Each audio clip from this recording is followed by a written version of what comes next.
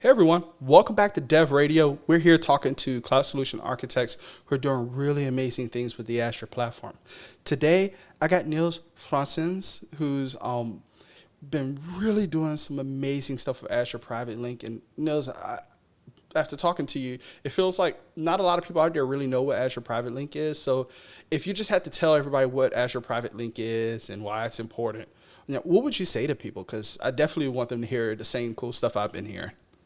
Yeah, so if you'd ask me for the 10-second pitch, I'd say Private Link is a way to securely and privately connect to Azure PaaS services so that you no longer pass through the internet to get to them, but your VMs on your VNet can just securely connect to those PaaS services. That's like the 10-second pitch, and I can give you a lot more details if you want me to. Oh yeah, absolutely. But you just gave me an incredible elevator pitch there. So next time somebody asks me at when we're at conferences again, what Private Link is, there's the answer. I don't have to say, hey, let's look at the documentation page and go. But I definitely want to hear like your full experience with it, like why you think it's important, like any recommendations you have about it. Like I even want to hear like some of the stuff you have about how easy it is to get started with it. So definitely want to hear more about Private Link. Okay, so um, if I take you back a couple of years before we had Private Link, in a number of customer conversations, there was also always reservations on from customers on connecting to Azure services such as Blob or SQL or Key Vault, and connecting to them through the public IP address. Now, even if you're on the Azure network and you're connecting to the public IP address, that traffic never leaves the Azure backbone. But a lot of customers were still concerned because it was traffic going to a public IP address. And I have to say, those were certainly valid concerns Right. because not only were you connecting to that public IP address, in historically speaking, there also was no firewall in those services to limit any of the public traffic. And I think what Private Link has brought us is an ability to securely connect your virtual network in which you can deploy your virtual machines. And you can connect your PaaS services such as Blob, SQL, Key Vault, and a ton more securely to that virtual network. And all of the connections go over a private IP address, meaning nothing goes over public IP. So you have full control and full visibility over your traffic. And an additional nice it's by design, but I like to call it a side effect, is you can now also connect to those PaaS services from a hybrid connection. So if you have either a VPN set up or you have ExpressRoute set up to Azure, with Private Link, your machines on premises can also connect to Blob, to SQL, and to Key Vault over that VPN or over that ExpressRoute connection, which is a pretty nice side effect benefit, as I like to call it. Oh yeah, I always love positive side effects. I can't tell you how many customers I've had who are beginning their journey to the cloud. Like maybe one engineering team has brought all in to pass, where the other side of the house might be doing stuff on prem. So yeah, the idea of private link, keeping the security team happy, even though technically some of the other stuff in Azure, like you said, would have kept them happy anyways. But like, how easy is it to get started with private link? Is it a high friction thing, or is it something I could just drop in and get rolling with pretty fast? It's something you can get rolling with pretty fast. Both the portal experience as well as the CLI or ARM template experience with Private Link is pretty well thought out. In all honesty, it works pretty well.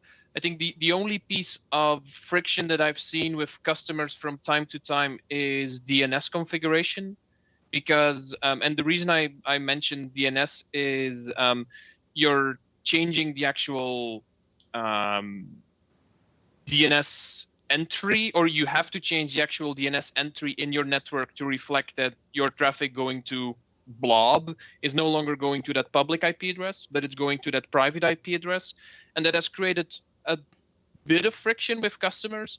But if you look at the documentation, you definitely can work out how that should be set up. And I've multiple customers who are using this in production today and didn't hear a complaint about it.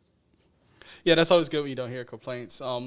So you have multiple customers using Private Link in production. Sounds like they're pretty happy with it. With your experience and all the deployments you've done and some of the lessons you learned in the fire, do you have any like recommendations, best practices, things that you would tell people who are trying Private Link for the first time or who've maybe explored it but ready to do a real first deployment? Like any recommendations, any guidance you would give them? Um, I think in terms of guidance, the there's a couple of things I'd like to say. I think one is if you need to satisfy a traditional security team or traditional security team's requirements, Private Link is definitely going to make it a lot easier for you to convince them to allow you to use those past services, because from their perspective, public IPs are bad and private IPs are in your control. So if you need to satisfy security requirements, definitely use Private Link. The one thing I'd say is there is a small cost associated with Private Link. Part of it is just the endpoint itself, which is pretty cheap at like, I think it's a penny an hour. So that shouldn't be a major blocker. But there is also a traffic cost. So if you're sending huge amounts of traffic to, for instance, blob storage or to a SQL database, it's worth just planning out and doing the financial projections. But even even with that financial consideration, most of my customers are still implementing Private Link just because it's the easy way to convince their security teams to let them use those services. And if I can make a final remark on this, you with Private Link, you can also create your own Private Link service, and that can be convenient for teams that actually need to provide a shared service to other teams. Think about, for instance, a monitoring platform or a consolidated logging platform. Um, Rather than having to do virtual network peering or having to set up complicated network topologies to share that shared service with other teams, you can actually create your own private link service and host that to your other teams. So you don't have to worry about IP addresses. You can just, from your perspective, you have your service behind the load balancer.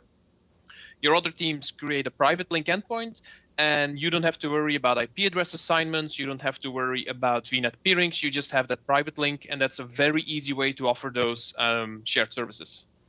It's actually pretty fascinating you bring that up because we talk about that a lot on Dev Radio. We have some videos that you can see Matt's name in the corner. Matt and I, we've done some great videos on like how you can do self-service AD applications so people can off. You hear self-service private link. On the data side, there's a ton of catalog services in Azure. So there's this whole thematic sense of Azure allowing you to not only use their services in a pretty easy to use way, but deploy your own services as packages, deploy your stuff to marketplace for your customers. So again, the fact that Private Link integrates into that, that's news to me. That's pretty exciting and fascinating. So Nils, this has been incredible. Do you have any other thoughts about Private Link? Like if you had to say one cool thing or experience you've had with Private Link, what would it be? Huh. One cool experience, I think. There's nothing too cool, but I just think it's fascinating that it works so well, and it's just that easy to set up. So I just recommend you to give it a spin and try it out. Yeah, that's completely fair. Something that's easy to deploy, easy to work with. So, Nils, thank you again for coming here on Dev Radio. Thanks for joining us on this Teams call. We're going to keep bringing CSAs to everyone, keep sharing with really cool products, really cool services, really cool things we're doing. I know I already said thanks, but I'm going to say it again because, again, I love Private Link. This is pretty cool. Nils, thank you so much for coming on. Okay. You're welcome, and thanks for having me. See you, everybody. All right, we'll see you all next time.